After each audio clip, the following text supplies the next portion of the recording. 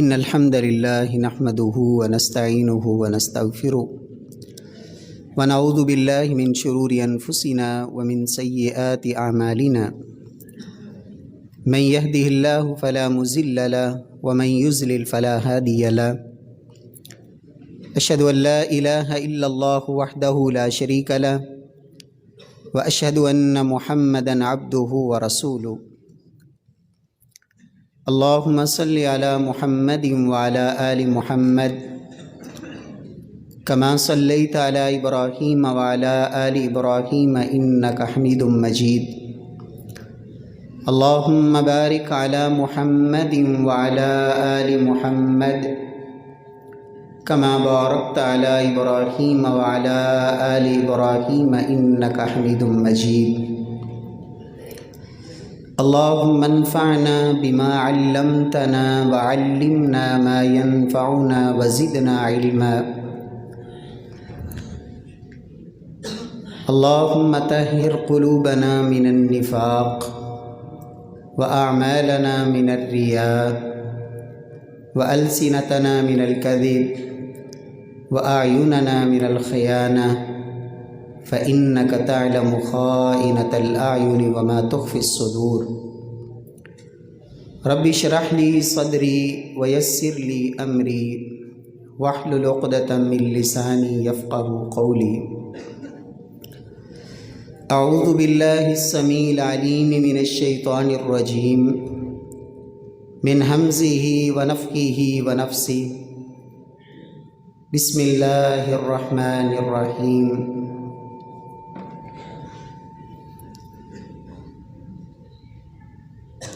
وتعز من تشاء وتذل من تشاء بيدك الخير إنك على كل شيء قدير وقال الله سبحانه وتعالى ويل لكل همزة لمزة الذي جمع مالا وعدده يحسب أن ماله أخلده معزز سامعین کرام،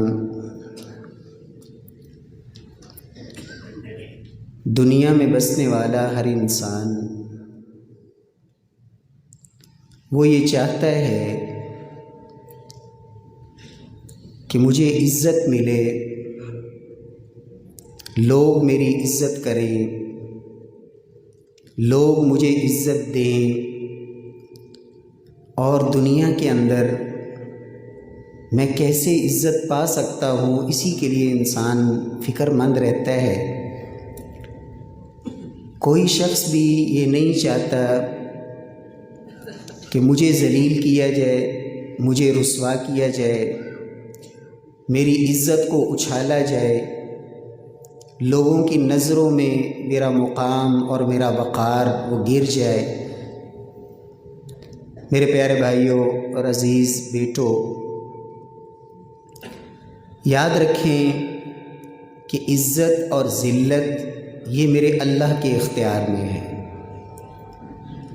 رب کائنات جسے عزت دینا چاہے اسے کوئی ذلیل نہیں کر سکتا، اور جسے میرا رب ذلیل کر دے اسے کوئی عزت دے نہیں سکتا۔ وَتُعِزُّ مَن تَشَاءُ وَتُذِلُّ مَن تَشَاءُ، اللہ مالک الملک، بادشاہوں کا بادشاہ،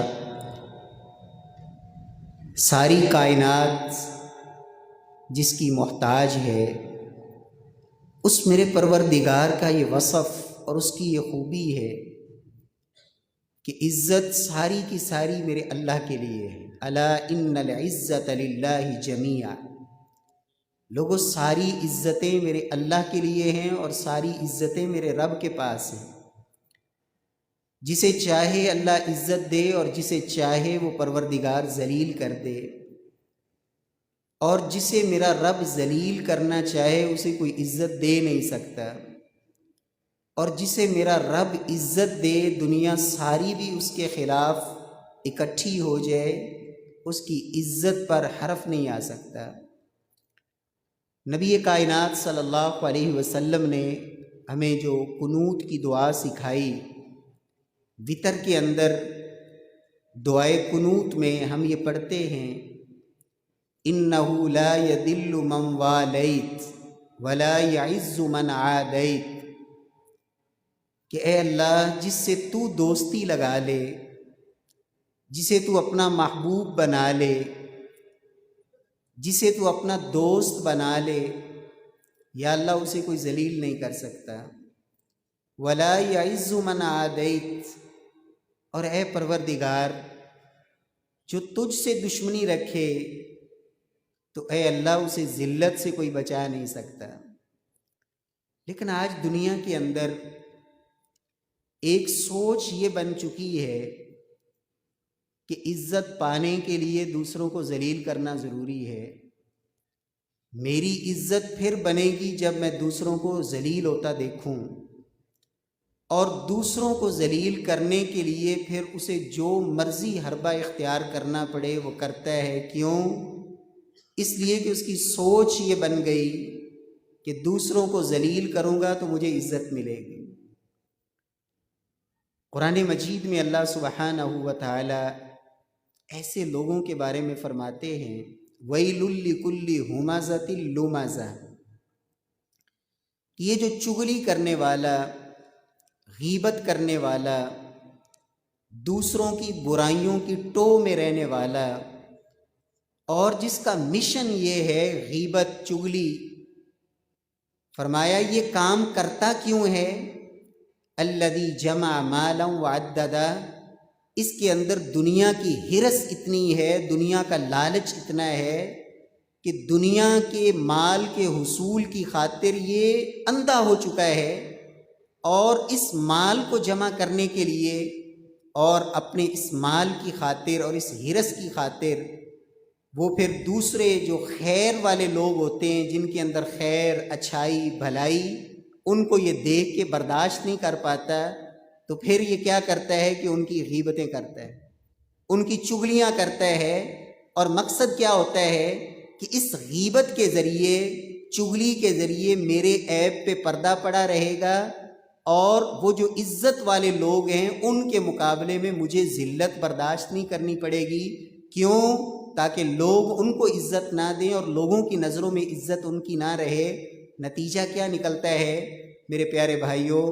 رب کائنات اس انسان کو دنیا میں بھی ذلیل کرتے ہیں، اور آخرت میں تو پھر ذلت کے علاوہ کوئی اور راستہ ہی کوئی نہیں۔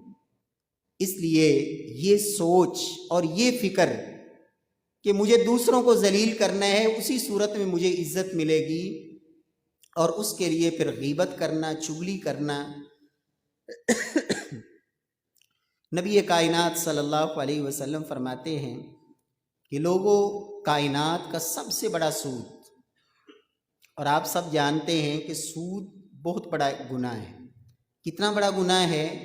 سود کھانے والا یہ اللہ اور اس کے رسول کے ساتھ گویا کہ جنگ کر رہے ہیں، یہ اللہ اور اس کے رسول کے ساتھ اعلان جنگ ہے۔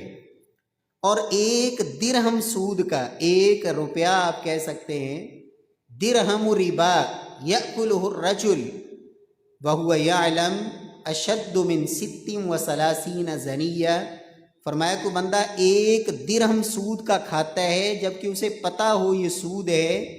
فرمایا 36 مرتبہ ایک انسان منہ کالا کرے، بدکاری کرے، فرمایا یہ 1 درہم سود کا 36 مرتبہ بدکاری سے بھی بڑا اللہ کے ہاں جرم ہے۔ لیکن اللہ کے رسول کیا فرماتے؟ لوگوں، دنیا کا سب سے بڑا سود کیا ہے؟ یعنی سود کا گناہ، اس کی سنگینی آپ نے جان لی، تو سب سے بڑا سود کیا ہے؟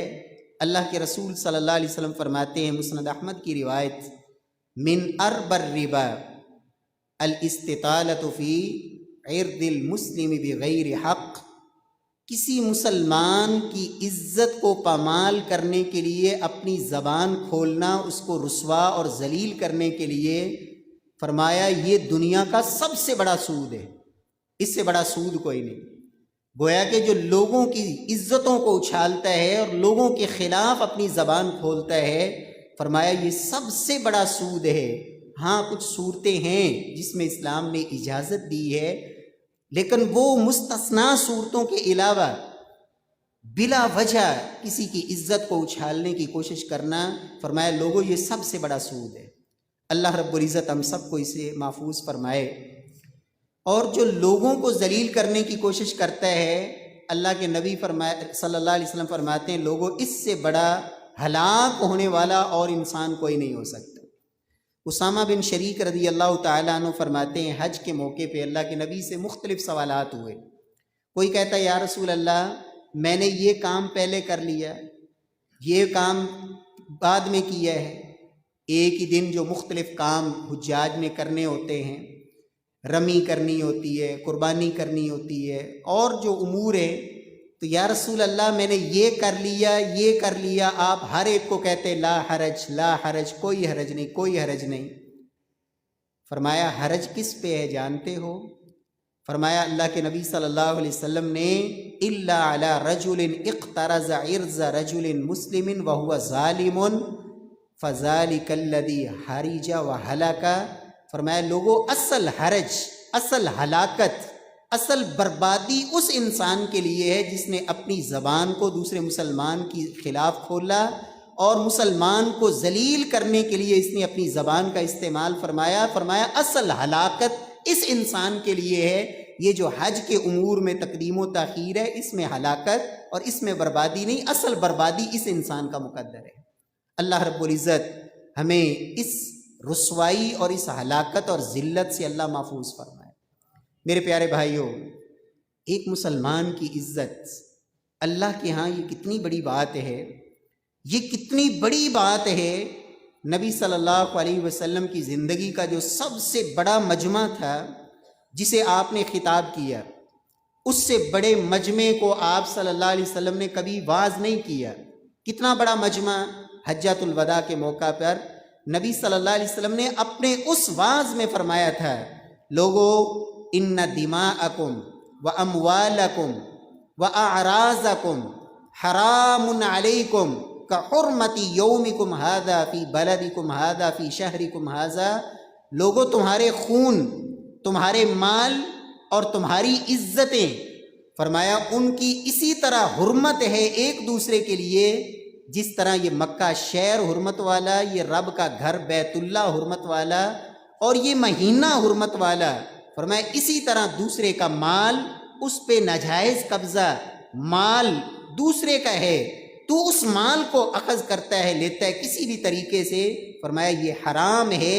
کل المسلم علی المسلم حرام دمہ ومالہ وعرضہ۔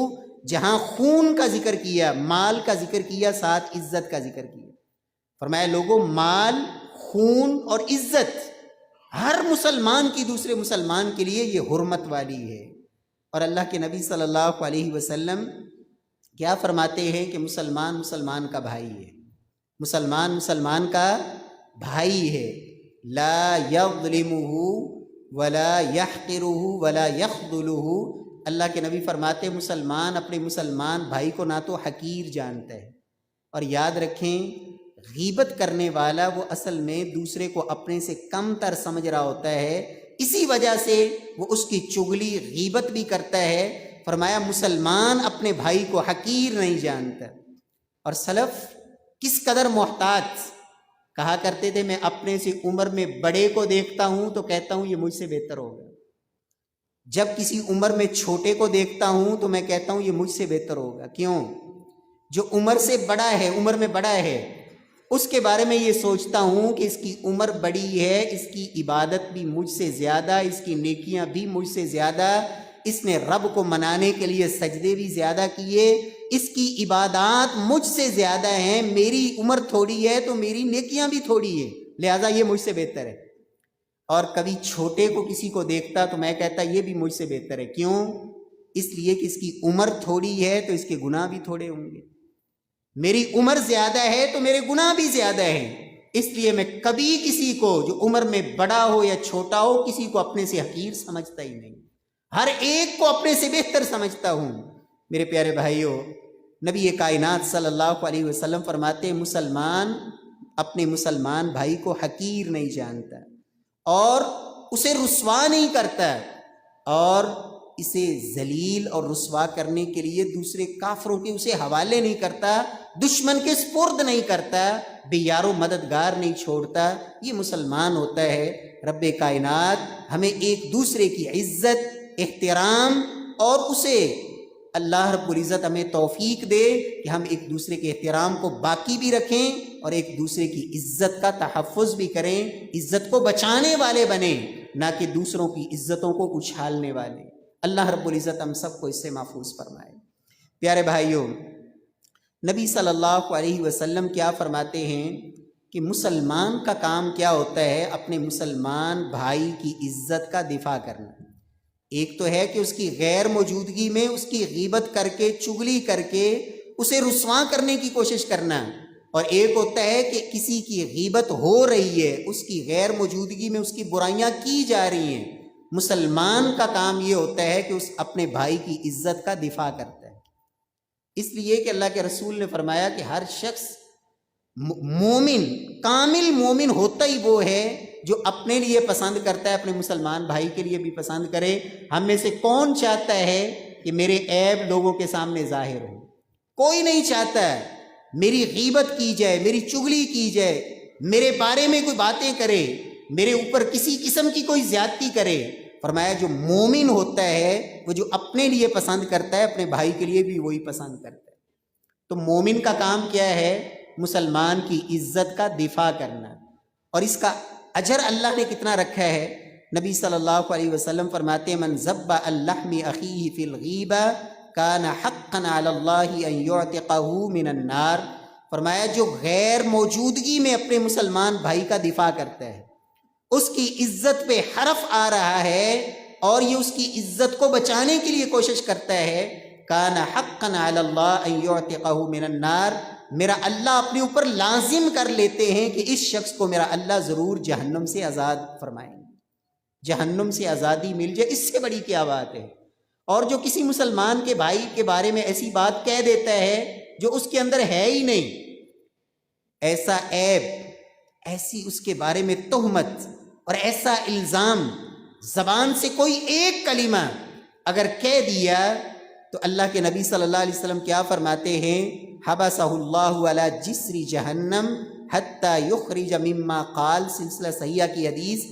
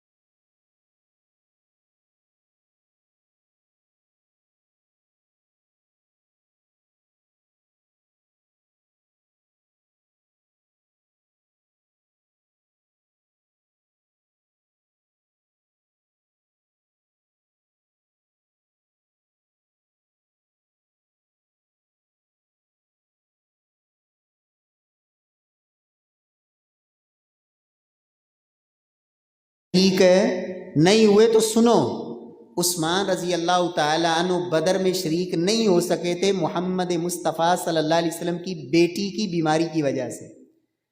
سیدنا عثمان کی بیوی محمد مصطفیٰ کی بیٹی وہ بیمار تھیں، ان کی وجہ سے وہ بدر میں نہیں گئے تھے، اور اللہ کے نبی نے سیدنا عثمان کو کہا تھا کہ عثمان تمہارے لیے وہ اتنا ہی اجر ہے، آخرت کا اجر بھی اور دنیا کا اجر بھی، کہ جس صحابی کو جو بدر سے ملا وہ آپ کو بھی ملا۔ کیوں؟ تم میں محمد کے کہنے پر یہاں مدینے میں رکے تھے میری بیٹی کی بیماری کی وجہ سے، اور ہوا بھی ایسے ہی، اللہ کے نبی بدر میں تھے، پیچھے سے سیدنا عثمان کی بیوی سیدہ رقیہ وہ فوت ہو گئیں، تو باقاعدہ ان کا کفن دفن وغیرہ یہ سارا حضرت عثمان نے کیا۔ اور امام بخاری رحمہ اللہ ان کی قبر پہ کروڑوں رحمت نازل فرمائے، انہوں نے بدری صحابہ کے جو نام شمار کیے ہیں نا، ان میں سیدنا عثمان بن عفان کو بدری صحابہ میں لکھا ہے کہ وہ بدر میں موجود اگرچہ نہیں تھے، لیکن رب کائنات کے محبوب نے ان کو بدری ہونے کا اعزاز دیا کہ ان کے لیے وہ اجر بھی وہی، دنیا کا مال غنیمت بھی اور آخرت کا اجر بھی۔ تو کہا باقی دوسرا تیرا اعتراض یہ تھا کہ وہ عہد میں بھاگ گئے تھے، تو پھر سن، عہد میں جو بھی صرف عثمان اکیلے نہیں، اس لیے کہ وہاں افواہ یہ پھیل گئی تھی اور اچانک مسلمان تو فتح حاصل ہو گئی تھی، آگے بڑھ رہے تھے، اور اس وقت خالد بن ولید رضی اللہ عنہ جو ابھی اس وقت مسلمان نہیں تھے، تو ایک جنگی چال کے تحت انہوں نے عہد پہاڑ کے پیچھے سے چکر کاٹ کے آگے پیچھے سے حملہ کر دیا، تو جس وجہ سے وہ صحابہ وہ آپس میں جو پیچھے سے تلواریں، اور آگلے جو کافر تھے وہ بھی پلٹ آئے، اس دوران 70 صحابہ جو شہید ہوئے، تو ایک افواہ پھیل گئی کہ محمد مصطفیٰ صلی اللہ علیہ وسلم بھی شہید ہو گئے، تو بہت سے صحابہ کے حوصلے پست ہو گئے، تو میرے اللہ نے قرآن میں وہی اتار کر یہ اعلان کیا کہ میرے محبوب میں نے ان سب صحابہ کو معاف کر دیا جو عہد کے اندر غلطی سے، جن سے یہ ہوا کہ وہ میدان سے ایک دفعہ پیچھے ہٹے، کیوں کہ اس افواہ کی بنیاد پر کہ محمد مصطفیٰ صلی اللہ علیہ وسلم تو شہید ہو گئے، میرے اللہ نے عثمان سمیت ان سب کی معافی کو قرآن میں بیان کر دی۔ تیسرا اعتراض کیا کیا گیا تھا؟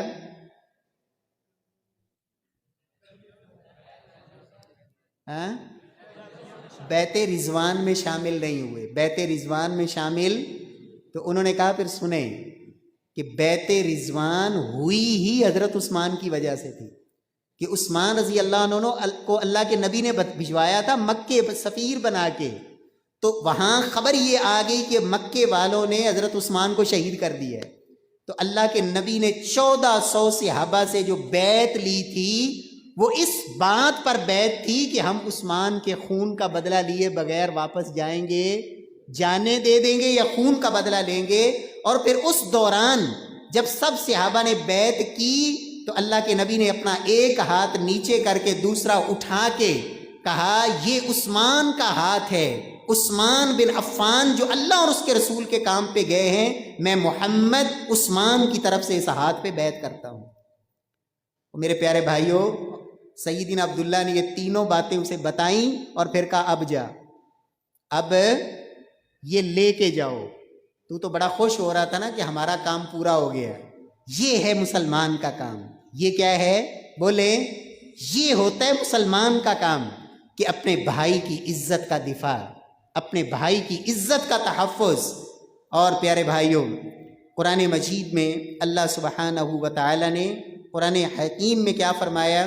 الذین یتخذون الکافرین اولیاء من دون المؤمنین ایبتغون عندہم العزہ، لوگوں جو کافروں سے یاریاں رکھتے ہیں، کافروں سے دوستیاں اور تعلقات، وہ سمجھتے ہیں ہمیں وہاں سے عزتیں ملیں گی۔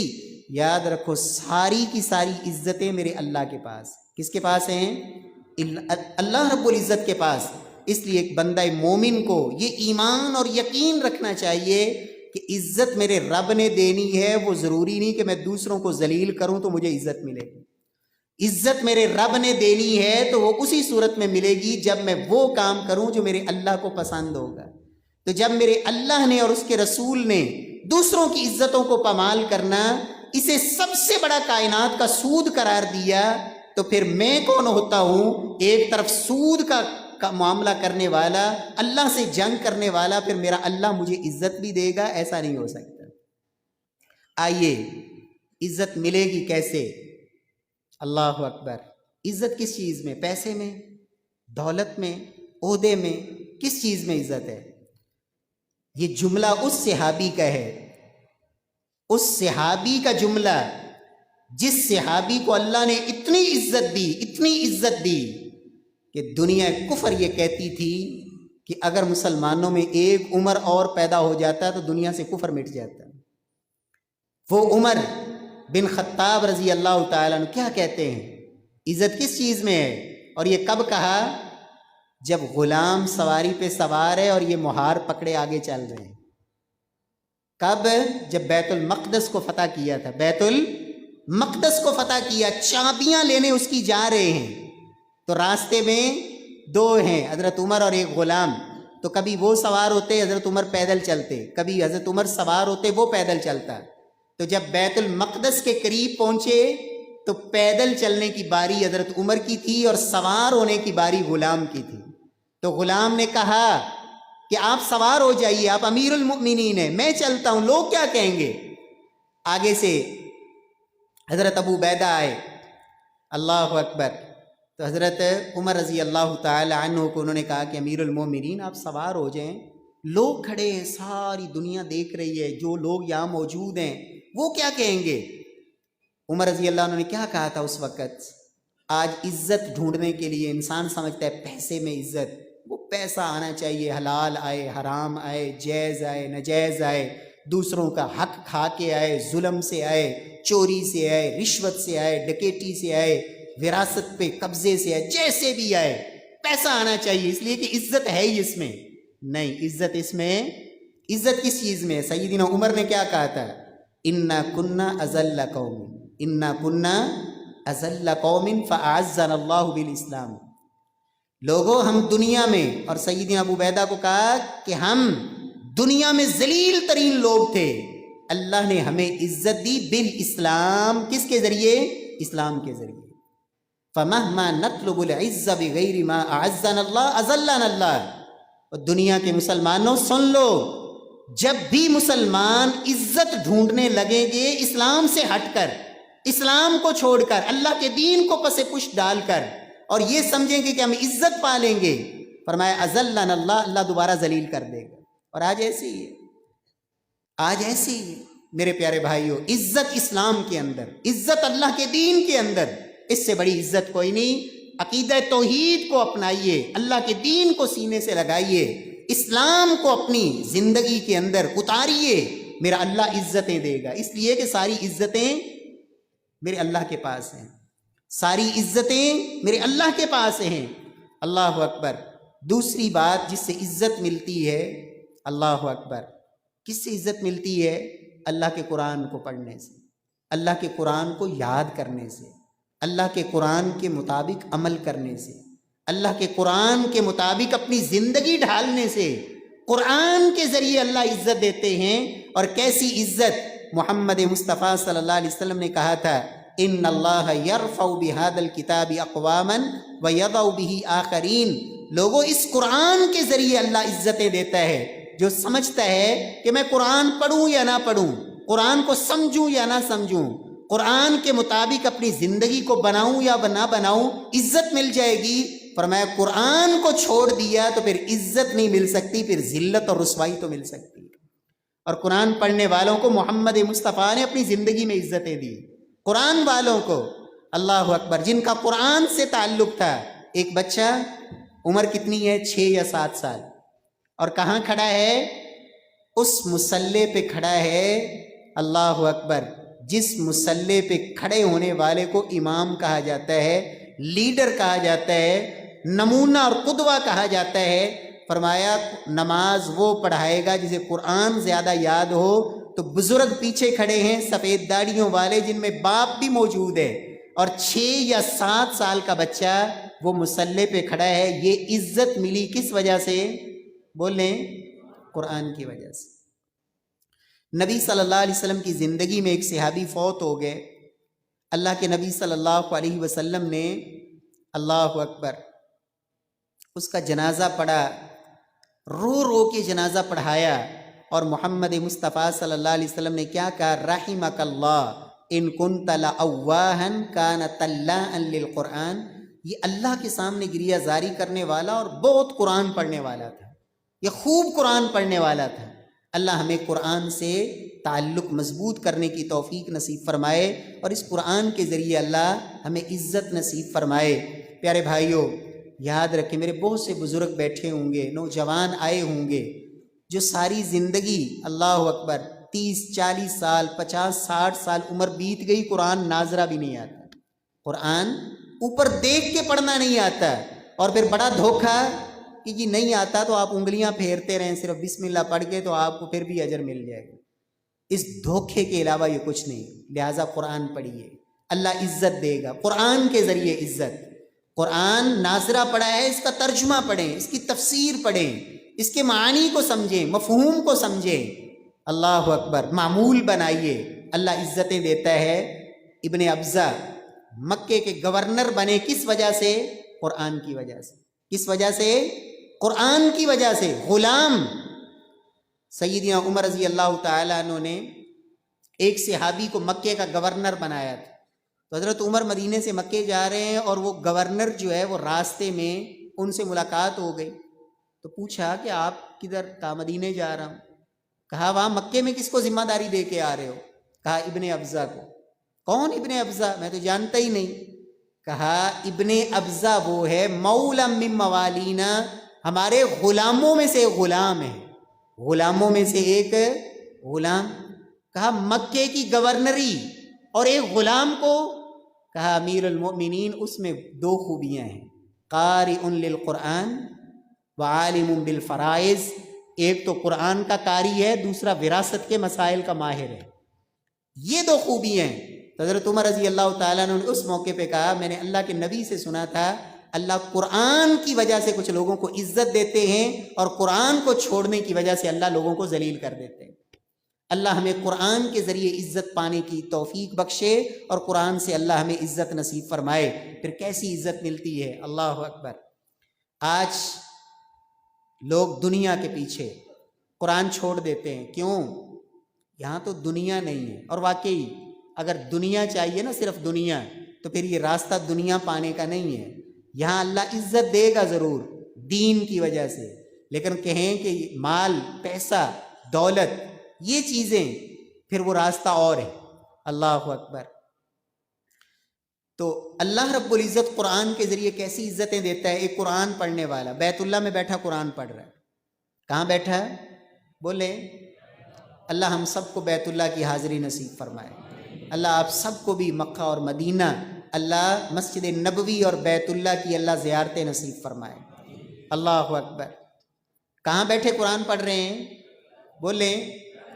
حاکم وقت خلیفۃ المسلمین ہشام بن عبد الملک طواف کرتا کرتا ایک جگہ پہ آ کے رک گیا، اور دیکھ کے کہتا ہے کہ اللہ کا بندہ بیٹھا قرآن پڑھ رہا ہے. اور قرآن کیسے پڑھ رہا ہے؟ اتنا قرآن پڑھنے میں مگن کہ آنکھوں سے آنسو بہ رہے ہیں، اور قرآن پڑھ رہے ہیں. تو حاکم وقت اپنی فوج کے ساتھ سامنے آ کے کہتا ہے اللہ اکبر، سلنی حاجہ.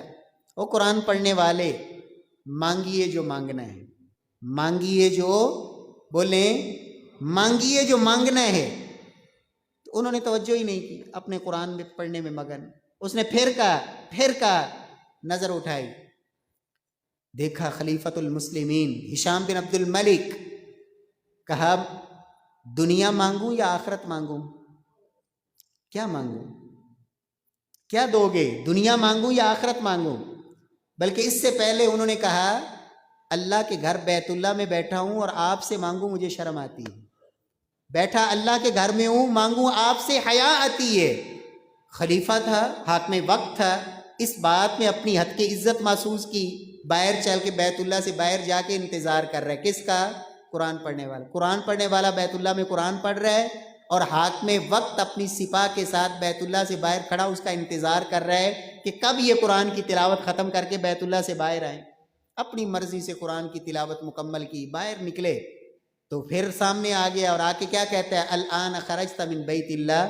اب تو بیت اللہ سے نکل آیا، اب مانگ لو جو مانگنا ہے. تو وہاں پھر انہوں نے کہا کہ دنیا کی کوئی چیز مانگوں یا آخرت کی مانگوں، دنیا مانگوں یا آخرت؟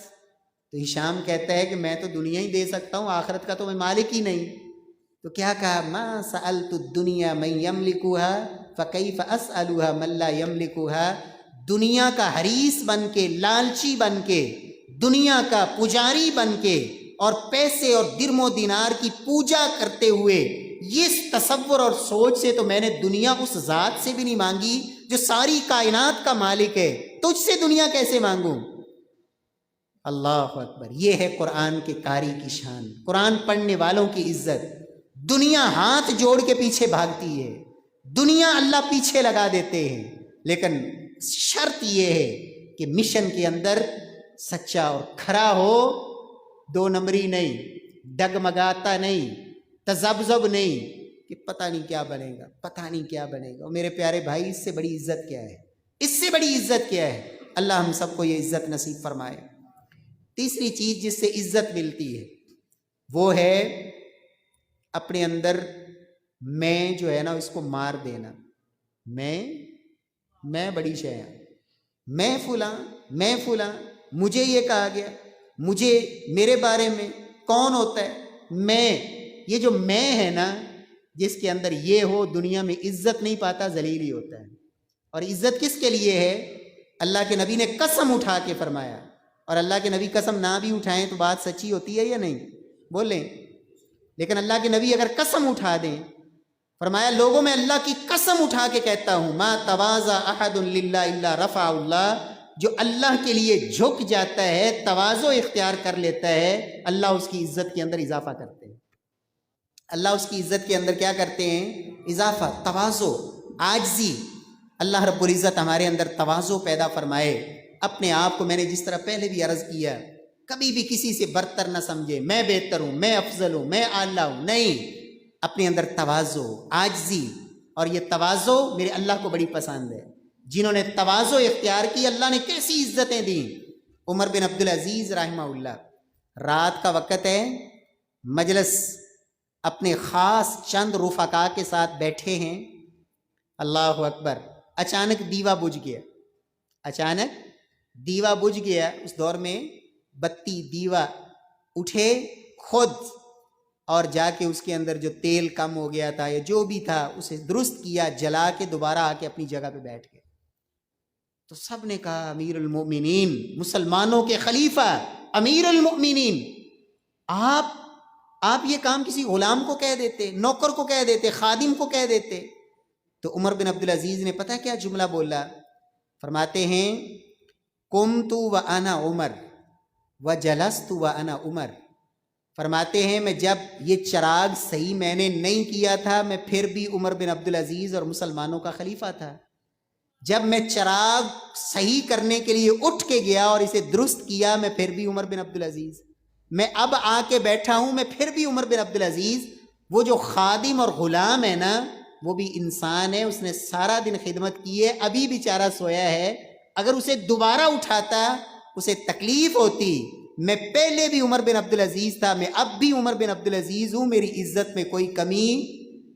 جو تواضع ہے نا، یہ میرے اللہ کو بڑی پسند ہے۔ اللہ پھر ایسی بلندیاں دیتے ہیں۔ جھک جائیے، تواضع اختیار کیجئے، معاف کرنا سیکھیے۔ اور چوتھی چیز جس سے میرا اللہ عزت دیتا ہے، جس سے کیا دیتا ہے؟ بولیں، عزت، وہ ہے معاف کرنا۔ کیا؟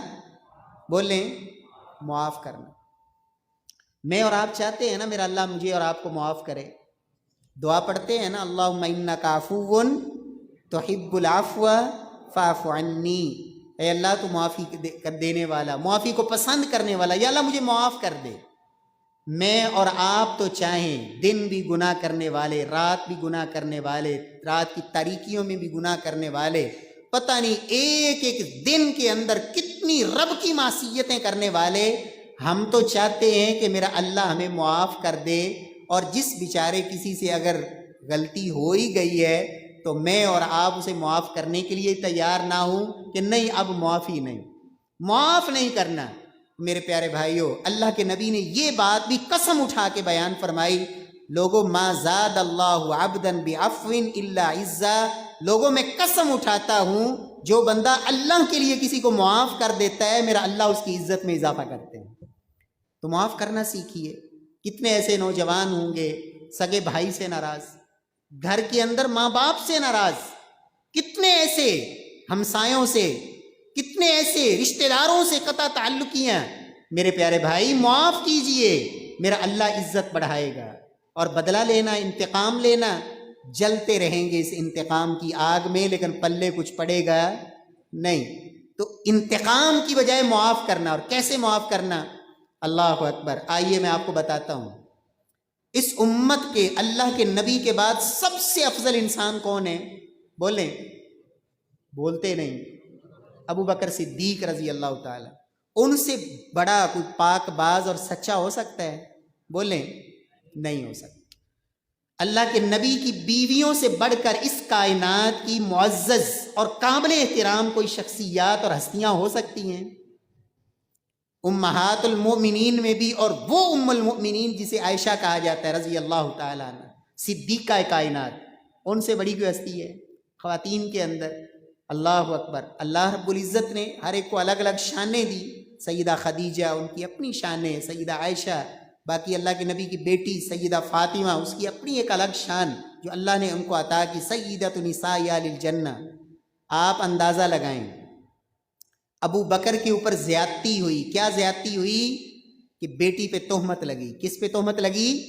بیٹی، مومنوں کی ماں، مومنوں کی ماں، عام عورت نہیں.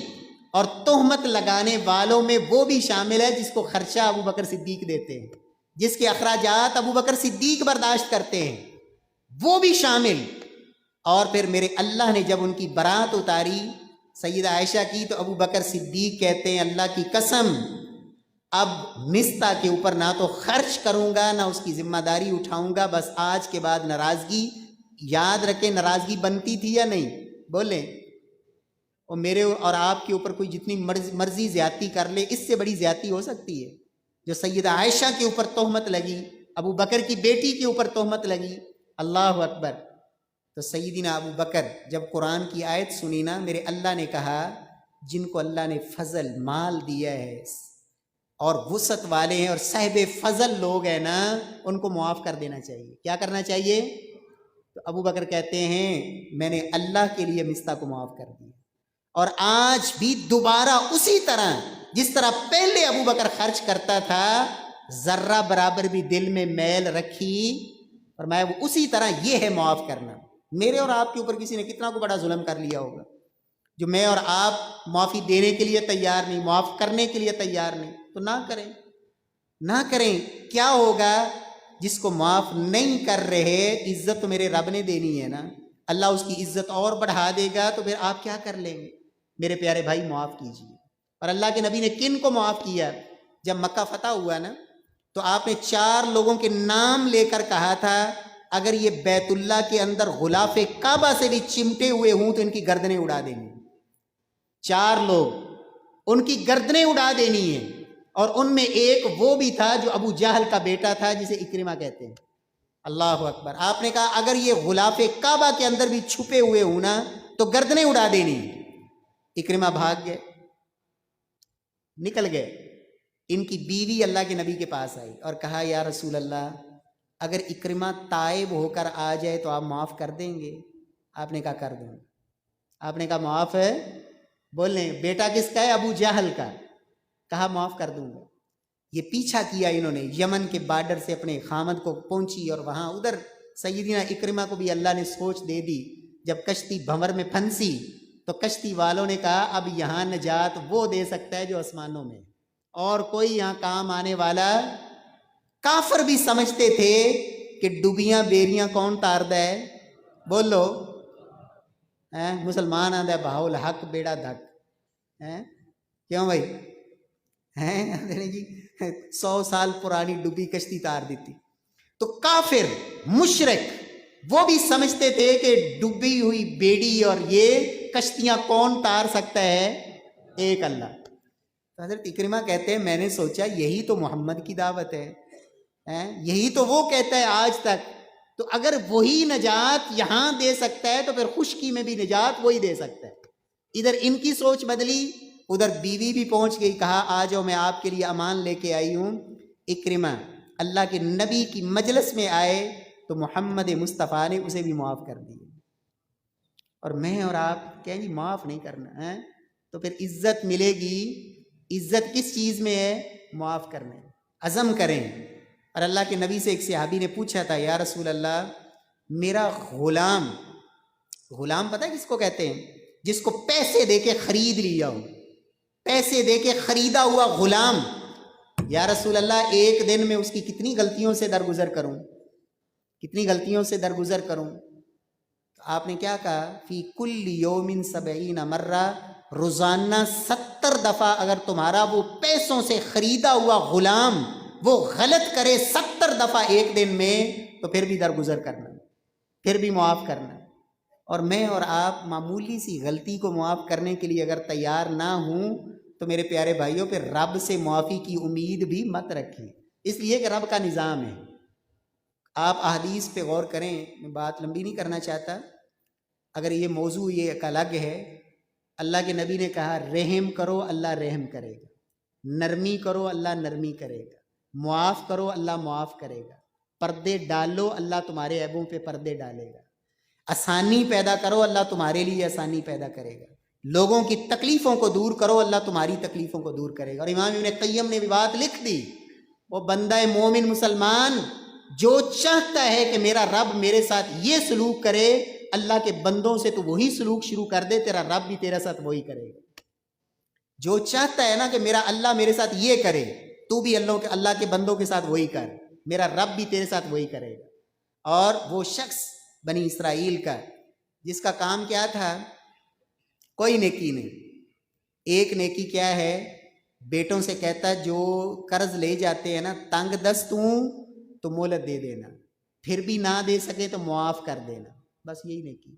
تو میرے اللہ نے کہا تو میرے بندوں کو معاف کرتا تھا، جا میں نے بھی تجھے معاف کر دی۔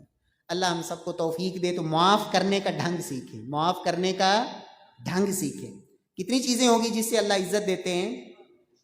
پہلی کیا تھی؟ اسلام، دوسری کیا تھی؟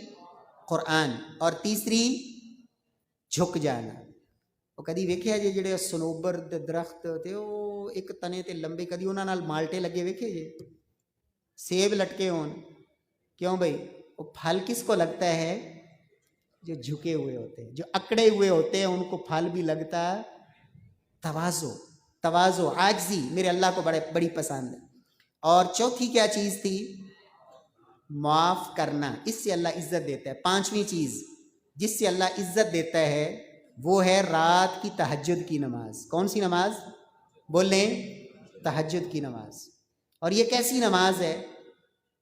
یہ واحد وہ نماز ہے جس کے لیے اذان نہیں ہوتی۔ بول لیں، اذان تہجد کے لیے اذان ہوتی ہے؟ آپ کہیں گے ہوتی ہے، وہ اذان تہجد بند کرنے کی ہوتی ہے، وہ شروع کرنے کی نہیں ہوتی۔ جو حدیث میں اس اذان کا مقصد ذکر ہوا ہے نا، وہ ہے جو تہجد پڑھ رہا ہے وہ بس کر دے، اس کا یہ مقصد، جو سویا ہوا ہے وہ اٹھ جائے۔ تو بہرحال تہجد کے لیے اذان ہوتی، مؤذن اذان نہیں دیتا، تہجد کے لیے میرا رب خود بلاتا ہے۔ باقی نمازوں کے لیے بندہ بلاتا ہے، حی علی الصلاۃ، حی علی الفلاح، لیکن تہجد کی نماز کے لیے کون بلاتا ہے؟ اللہ، عرش پر، آسمان دنیا پہ کہتے ہیں آ جاؤ گے۔ تہجد دن کی نماز لوگ دیکھتے ہیں، تہجد کی نماز صرف میرا اللہ دیکھتا ہے۔ دن کی نمازیں کون دیکھتے ہیں؟ لوگ۔ تہجد کی نماز کون دیکھتا ہے؟ اللہ۔ تہجد کی نماز، اللہ اکبر، جو دن کی نمازیں تمام مسلمان اور اکثریت، چلو آپ اکثریت بھی نہیں کہہ سکتے لیکن کافی سارے، آپ تو ماشاءاللہ سارے نمازیں سارے پڑھتے ہیں، لیکن تہجد کی نماز وہی پڑھتے ہیں جن کا چناؤ میرا اللہ کرتا ہے۔ بھی اے میرے جی، تو تہجد وہ پڑھتے ہیں۔ اور دن کی نمازیں ہم نے پڑھی، ان میں جو دعائیں مانگی، قبولیت کی گارنٹی کوئی نہیں، بھی قبول ہون میرے رب دی مرضی، لیکن تہجد کے ٹائم جو مانگیں گے میرے رب کا وعدہ ہے میں دوں گا۔ تو یہ فرق ہے۔ تو اللہ کے نبی صلی اللہ علیہ وسلم نے فرمایا، لوگو وَعْلَمْ أَنَّ شَرَفَ الْمُؤْمِنِ قِيَامُهُ بِاللَّيْلِ، لوگو مومن کا شرف، مومن کی عزت وقار، اس کے اندر اضافہ کس سے ہوتا ہے؟ جبریل نے آ کے اللہ کے نبی کو کہا شرف المؤمن قیامہ باللیل، وہ رات کی نماز ہے۔ اور یہ جو سردیوں کی راتیں ہیں نا، سلف ان کو کہا کرتے تھے یہ مومنوں کے لیے موسم بہار ہے۔ کیا ہے؟ ہر کام کا ایک سیزن ہوتا ہے نا، ہر کام کا ایک سیزن۔ تو مومنوں کا، نیکیوں کا موسم بہار ہے یہ کہ اللہ نے دن چھوٹے کر دیے، روزے رکھو، اور رب نے راتیں لمبی کر دی، تہجد پڑھو۔ اللہ ہم سب کو توفیق سے نوازے۔ تو اس کے اندر اللہ نے عزت رکھی ہے۔ اور کتنی ہو گئی؟ چھٹی چیز، لوگوں سے بے پرواہ ہو جانا، لوگوں سے اپنے آپ کو مستغنی کر دینا۔ اور اگر انسان کی سوچ یہ ہو، جدوں بھی جیب دی طرف ہاتھ جاوے بھی لگتا ہے مینوں ہی کچھ دین لگ گیا، نظر جیبوں پر، لوگوں سے لوگوں سے مانگنے کی بجائے میرے رب سے مانگے۔ عزہ استغناءہ عن الناس، لوگوں سے انسان مستغنی ہو جائے، میرا اللہ عزت بڑھاتے ہیں، اللہ عزت میں اضافے کرتے ہیں۔ اللہ رب العزت ہم سب کو توفیق سے نوازے۔ پیارے بھائیوں، اللہ اکبر۔ بس میں آخر میں یہ بتاتا ہوں کہ بندہ ذلیل کیسے ہوتا ہے۔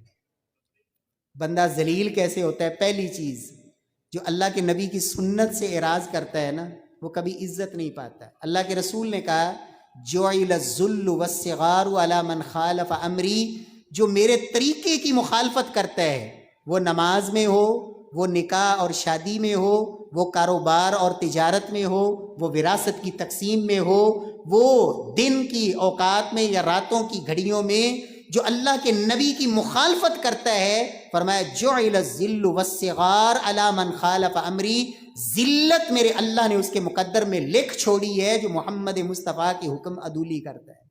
بندہ سمجھے نا کہ میں اللہ کے نبی کے حکموں کو پس پش ڈال کر عزت پا لوں گا، عزت نہیں پا سکتا، اس لیے کہ اللہ کے نبی نے کہہ دیا ذلت اس کا مقدر ہے جو میری حکم کی مخالفت کرتا ہے۔ ابھی سے بیٹھے سوچ لیں، میری نماز کیسی، میرا کاروبار کیسا، میری شادی بیاہ کیسے، میری خوشی کے ساتھ غمیاں کیسی، میرا رشتہ داروں سے رویہ کیسا، میرے اعمال، ان کے اوپر نظر ڈالیں۔ اگر تو قدم قدم پر مخالف لیں کہ عزت ملے گی، بولیں عزت آگ لگ جائے، اس کی بیوی بھی جل گئی، بیٹے بھی جل گئے، بیٹیاں بھی جل گئیں، اس کی جتنی زندگی کی جمع پونجی دولت تھی وہ بھی جل گئی، اس کی بھینسیں بھی مر گئیں، اس کی فصل کو بھی آگ لگ گئی۔ فرمایا اس کی دنیا کے اندر کوئی چیز بچی نہیں۔ فرمایا یہ خسارہ کم ہے، اور عصر کی ایک نماز فوت ہونے کا خسارہ اس سب سے بڑا ہے۔ صحیح بخاری کی روایت، من فاتتہ صلاۃ العصر فکأنما غتر اہلہ ومالہ۔ تو ذلت بے نماز وہ کبھی عزت نہیں پا سکتا، ذلت نمازوں کو چھوڑنے میں۔ اور تیسری چیز جس سے انسان عزت نہیں پاتا، ذلیل ہوتا ہے، وہ ہے اپنے حسب نسب پہ فخر، اپنی برادری پہ ناز، اپنے نسب پہ ناز۔ وہ فلانا تے اس طرح دی قوم، گھٹیا قوم دا فرد ہے، اور اپنی قوم پہ ناز اور فخر، میں فلاں قبیلے کا، میں فلاں قبیلے کا۔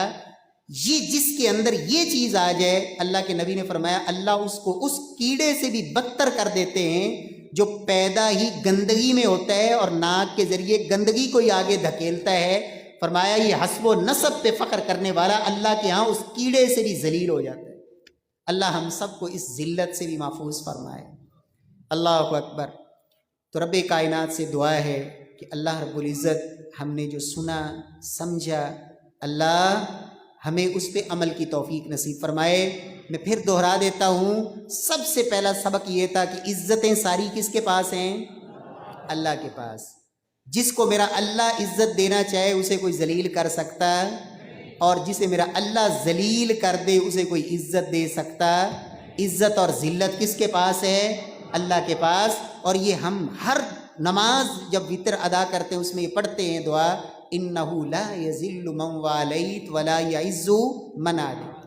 دوسرا سبق یہ تھا کہ لوگوں کی عزتوں کو پامال کرنے سے کبھی آپ کو عزت ملے گی، بلکہ اگر سوچ یہ ہے کہ مجھے عزت ملنے کے لیے دوسروں کو میں نے ذلیل کرنا ہے، پھر عزت یہاں بھی نہیں اور اگلے جہان میں۔ اللہ کے نبی فرماتے ہیں مجھے کچھ لوگ دکھائے گئے جن کے لوہے کے اور تانبے کے یہ ناخن جس سے اپنے چہروں کا گوشت نوچ رہے ہیں۔ میں نے پوچھا یہ کون لوگ ہیں؟ تو مجھے بتایا گیا یقعون فی اعراضہم، یہ وہ لوگ ہیں جو لوگوں کی عزتیں اچھالا کرتے تھے، اللہ نے ان کو اس عذاب میں مبتلا کر رکھا ہے۔ تو تیسری بات یہ تھی کہ یہ سوچ ختم کر دیں کہ مجھے عزت ملے گی دوسروں کو ذلیل کرنے سے، یہ سوچ ہی خطرناک ہے اور غلط ہے۔ چوتھی بات یہ تھی کہ اللہ کے نبی کی تعلیم یہ ہے کہ آپ کے سامنے کسی مسلمان کو ذلیل کرنے کی بھی کوشش کی جائے تو آپ کا کام بحیثیت مسلمان یہ ہے کہ اس کی عزت کا دفاع کریں، نہیں کر سکتے تو مجلس چھوڑ کے چلے جائیں۔ اور اللہ نے عزت کس بات میں رکھی ہے؟ اسلام کے اندر، قرآن کے اندر، معاف کرنے کے اندر، تواضع کے اندر اور تہجد کی نماز کے اندر اللہ نے عزت رکھی ہے۔ لوگوں سے مستغنی ہو جانا اور اپنے رب کے در کا فقیر، سوالی اور محتاج اپنے آپ کو بنا لینا، اللہ نے اس میں عزت رکھی ہے۔